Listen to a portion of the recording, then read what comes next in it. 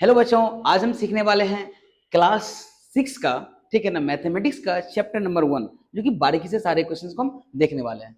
देखिए, सबसे पहले एक्सरसाइज 1 में हम देखेंगे। पहला क्वेश्चन है कि सबसे छोटी प्राकृतिक संख्या कौन सी है। सबसे छोटी प्राकृतिक संख्या कौन सी है? सबसे छोटी प्राकृतिक संख्या कौन सी है? तो आपके सामने में लिखा हुआ है। लिखा क्या हुआ है, देख सकते हैं। गणना करने के लिए जिन संख्याओं का उपयोग किया जाता है उन्हें हम प्राकृतिक संख्या कहते हैं। उन्हें हम क्या कहते हैं? प्राकृतिक संख्या कहते हैं। तो सबसे पहला क्या हो जाएगा? एक हो जाएगा। सबसे छोटा क्या है? 1 2 3 4 5 6, ये सब क्या है? प्राकृतिक संख्या है। तो इसका जो आंसर हो जाएगा वो हो जाएगा 1। कितना हो जाएगा इसका आंसर? आंसर हो जाएगा बाबू 1। ठीक है, सबसे छोटी प्राकृतिक संख्या कितना हो जाएगा? 1 हो जाएगा। इसको याद कर लेना। दूसरी चीज, दूसरा क्वेश्चन कहता है कि 41,600 तथा 41,006 में कौन सी संख्या बड़ी है?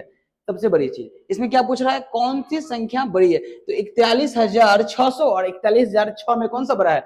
ये संख्या बड़ा है ना, इसको क्या कर देंगे हम? राउंड अप कर देंगे। ये हो गया आंसर आपका। इसका आंसर कितना हो जाएगा? अगर लिखना चाहोगे तो ऐसे लिख सकते हो, 41,600 इसका आंसर हो जाएगा।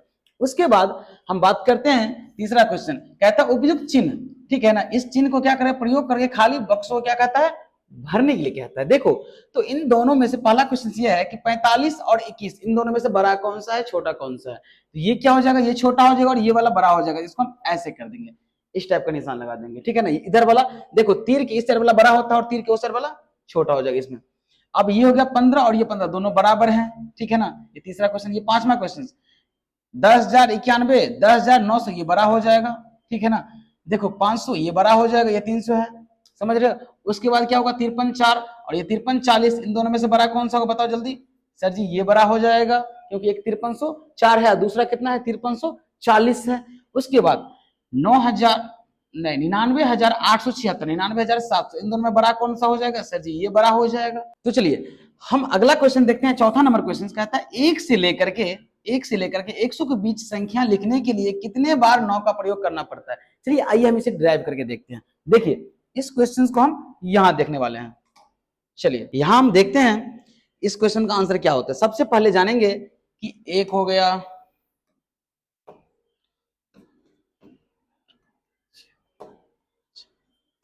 1 हो गया, 2 हो गया, 3 हो गया, 4 हो गया, 5 हो गया, 6 7 8 9 और 10। इसी प्रकार से हम क्या करने वाले हैं? डॉट डॉट 1 के बाद क्या होता है? 10 के बाद 11 होता है, ठीक है ना। 11 वाले लाइन में कितना होगा? सर जी 19 होगा। फिर उसके बाद कितना होगा? तो 29 हो जाएगा एडिटिव, ठीक है ना। ऐसे ही बढ़ते जाएंगे। उसके बाद कितना हो जाएगा? 29 के बाद कितना होगा? 39 हो जाएगा, फिर 49 हो जाएगा, फिर 59 हो जाएगा, फिर 69 79 और उसके बाद क्या हो जाएगा? 89। 89 के बाद से देखो अब आता है 90, ठीक है ना। 89 के बाद क्या आएगा? 89 के बाद आने वाला है 90, ठीक है ना।